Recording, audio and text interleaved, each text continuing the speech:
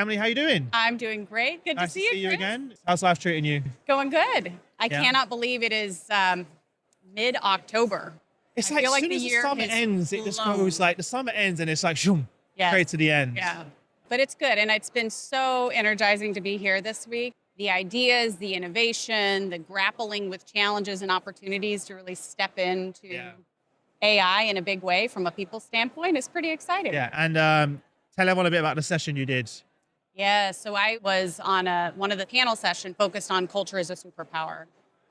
Excellent conversation. I mean, I think that's something that's so important to, as there is so much change that is happening around us, ensuring that we hold on to who we are as an organization.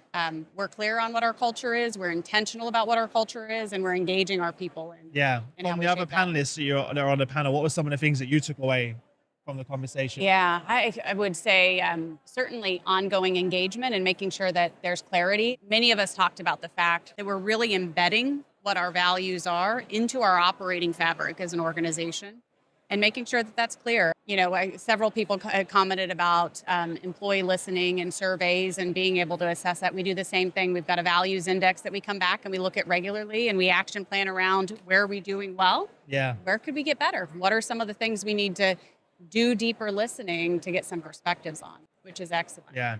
With such a diverse culture or community as that you serve, how do you preserve that culture when you have such a global workforce whilst embracing AI and automation at the same time? So at McDonald's, we are a people-first organization and our values are really embedded throughout how we operate. And so that's Can you talk about some of those values? Yeah. New people are listening. So first of all is serve, putting people first.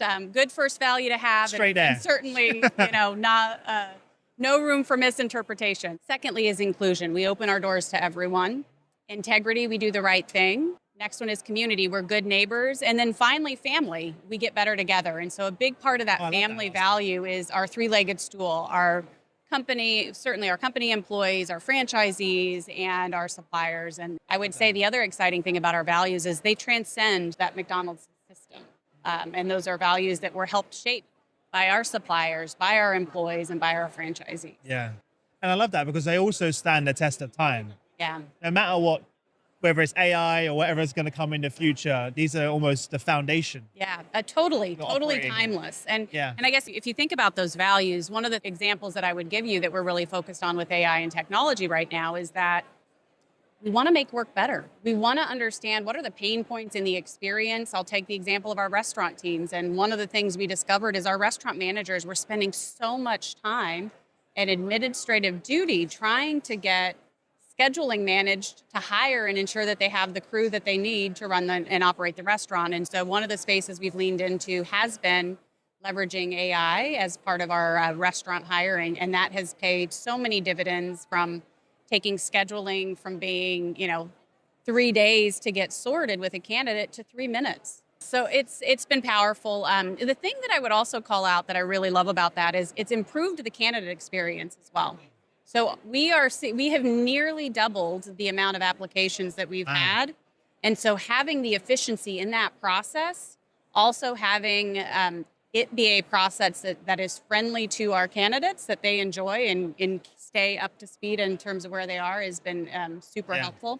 And again, the thing that I love the most is we've been able to give our restaurant managers 5 to 6 hours back a week. That's time to spend with our guests. That's time to spend with our crew to help continue to coach and develop them. And so that has been brilliant.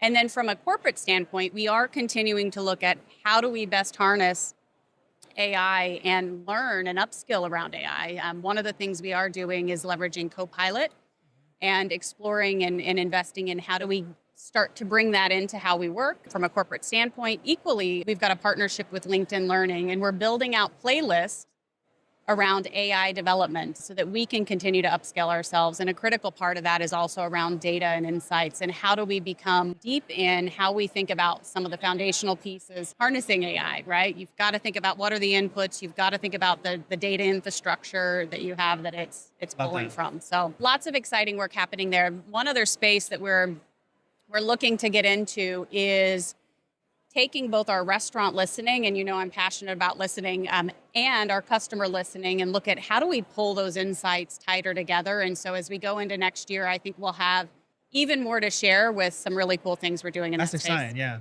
How are you ensuring leaders you connect those cultural values and the purpose with your leaders and managers? So I would say, again, we've taken and we've embedded those values into how we operate. The thing that I would say I'm proudest of is I see them show up in decisions at every level in the organization. Okay. So those values are really that cultural compass that we have to help guide decisions. We've also embedded them in all of our people practices. So if we think about when we're hiring someone in, we're screening and we're thinking about how those values show up. As we're assessing performance and we're setting goals, we're setting clear expectations that it matters as much how you do something as the what that you do. And so that is something that I'd love to see that we're emphasizing. And then, as I mentioned, listening. We've got within our employee listening, we're able to pull some of those questions to tie them directly to our values and understand where there's opportunities and where there's strengths, and then certainly dive deeper. We've got a values index, and we hold our leaders accountable. I was about to say, do you connect that to their performance reviews and stuff like that to make sure you have the accountability? Yes, absolutely. And then I know I had mentioned briefly, but our values cascade across the system. So when we think about even partnership with key stakeholders, our franchisees, you'll see our values show up in our business review process that we go through. Really? And we engage with them on a regular basis. And so this is language of the system. This is how we define who we are. In the business. Yes. And the work. And the processes, everything you do. Yeah. Love and that. Again, as I talked about those values, there's also this sense that those are who we are. And we're also in a time where we're asking ourselves questions on our Accelerating the Arches strategy. And we really want to look at how do we become faster, more innovative, more efficient, and create better career opportunities for our people. We've said, look, what do we do in addition to those values? Are there some clear behaviors we need to articulate to help us go further faster? And so we have articulated some cultural norms over the last few years that have helped us do just that. So, if I look at what those cultural norms are, we have start with the problem, being really clear on what we're going after. Another critical one that we have is relentlessly prioritize. I think everyone probably feels like there's a lot happening in the world today.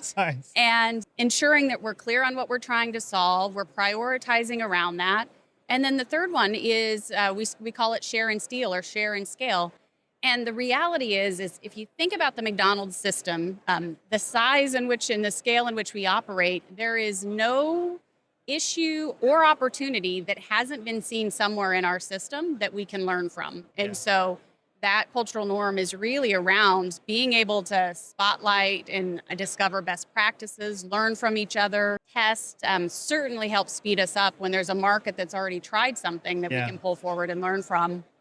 And then discuss, don't present. So oftentimes we're trying to get at how do we get more efficient at meetings? How do we be really clear on what we need to get out of the meeting? We all love really have helped. We all love sitting in meetings that we don't need to be in. Yes. And I will say, we've had these cultural norms in place for a couple of years. I think the one we've moved the needle the most on and the one that has resonated the most with the organization is share and steal or share and scale. We're seeing it through products from market to market. We're seeing it in value platforms for our consumers that we're scaling from market to market. But this sense that there's so much to learn from each other, and that's another space I'm incredibly excited for us to start to apply even more technology. So we'll leverage meetings and forums to help bring those ideas and surface those great solutions and learns.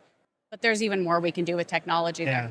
What I love about a lot of what you're saying as well is you're giving people the language to be able to have conversations and bring that into meetings as well and into the decision-making process because you have a clear lens to look through.